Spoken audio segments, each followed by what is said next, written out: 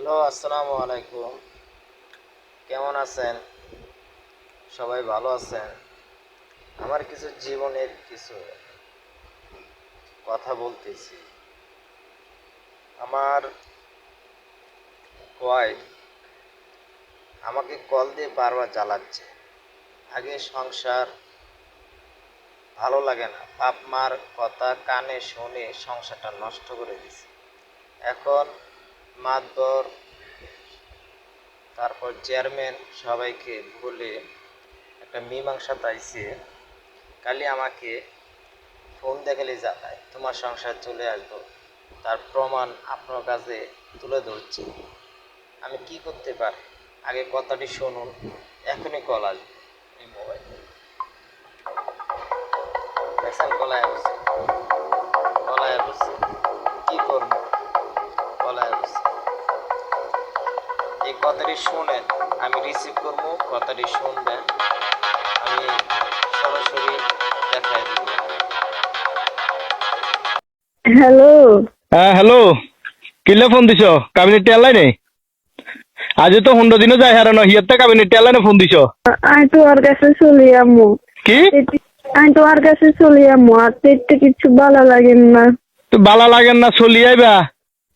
কথা কথা তো জাতকি মারছো যে তোমার ঘর করতেন না, তোমার সংসার করতেন না, বাপের বাড়ি জামু গই, তোমার বাপের বাড়ি ফাওয়ার দেখো, ক্ষমতা দেখো, অন কিল্লা হেঁটে বালা লাগেন না তোমার কাছে চলে আজ তো 15 দিনও যায় না। সালিশানা তো তোমার 1 মাস সময় দিছে ডিসিশন লইবার আগে। তোর মার কথা ধরি না, সংসার করতে আনো আর ভাত খাইতে আনো, হ্যাঁ কই গেছো? আরে আমি তো কইনু, আমি তো মনের তুন কইনুই, কিন্তু আরে আমি তো এইদিন আর মনের বিরুদ্ধে করছি, আর মা হিগে দিছি হিন্দাই। তুই এর ভিতরে আয় আরো এগেন কর।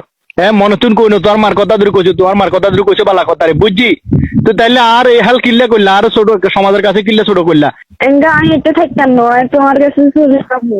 আই আর বাপ মার গো আসল উদ্দেশ্য বুঝছি। হ্যাঁ তোর বাপ মার উদ্দেশ্য কি? তোমার তো কাবিনেটে এগুলো আনি, তুমি আমরা করেছি না দিয়ে হারিয়ে তাকে লাগছে না আর একজনের। তোমার কাবিনেটে এগুলো আনি কিনবো বলে। যাও, তুমি ফোন রাখি তো, আর ফোন টোন দিও না আর। মনে নাই তোমার সারা থাকতাম হাঁটতাম না। হারবা হারবা থাকতে হারবা, তোর মায় থাকতে হারবা, যাই চাওলা চাই বিয়া দিব, সমস্যা নাই, কোনো সমস্যা, কোনো টেনশন করিও না। আরে জীবন বাঁচি থাকতে আমি আর কোনো বেড়াতে দিয়ে বইতাম না। আর ভুল হয়ে গেছে, আরে মাফ করে দাও। আর শান্তিতে নাই, আর বাপের বাড়ির মানুষ স্বার্থপর, সেইগুলো স্বার্থে এত নাটক করছে। কিন্তু আর আমি বুঝিনি তুই ছাড়া আর কোনো গতি নেই, আর কোনো রাস্তা নাই। তুমি আর বাপের বাড়িতে লজ, আর কোনো বৈঠকের দরকার নাই। আমি তোর কাছে চলি আমু। মাফ করে দিবি, ঠিক আছে, দোষ হগলে করে, ঠিক আছে, মাফ চাইলে আল্লাহর কাছেও মাফ হয়। কিন্তু আজও যেহেতু সারাসারিও ন, তোমারও সময় দিছে 1 মাস, এটাও ঠিক আছে, আমি তাও মানি লইছি। তুমি আজ আর হরতুন যদি তোমার বাপ মার কথা মতো চলো, তাহলে আর সংসার আইও না। আজ যদি কও যে না আর সংসার আয়, তোমার মাথা চুল হাঁকালে বা সারা জীবন আর সংসারে কাটালেবা, মৃত্যুর আগ পর্যন্ত আর সংসারে থাকবা, এই ওয়াদা যদি দিতে হারো, তাহলে আর কাছে আইতে হারো, আর নইলে আইও না। শোনো, আয় তোমার কথা মতো চলমু, তুই যেমনি করবা হেমনি চলমু, আর কেউর কথা ধরতাম ন। আয় আর বাসুর বার কথা শুনতাম নু। আর এই বাকি জীবন আমি তোমার সংসারে কাটালামু। জামার ভাই তুই কইয়ে থাকি দিন কাটালেও একজন নারীর সম্মান আছে, একজন নারীর সার্থক। আর বাসের বাট মাসে গুছতে খাইলে সেই নারীর কোনো দাম নাই, 2 পয়সারও দাম নাই। আর সম্মান তোমার কাছে, তোমার সংসারে, তোমার ভাই। আচ্ছা ঠিক আছে, তাইলে ভুল স্বীকার করছো, কোনো সমস্যা নাই। সংসার ভাঙ্গ না মসজিদ ভাঙ্গ সমান কথা, ওই বিবেচনায় আমি তোমার সমস্ত দোষ সমস্ত ভুল আমি ক্ষমা করে দিছি, মাফ করে দিছি।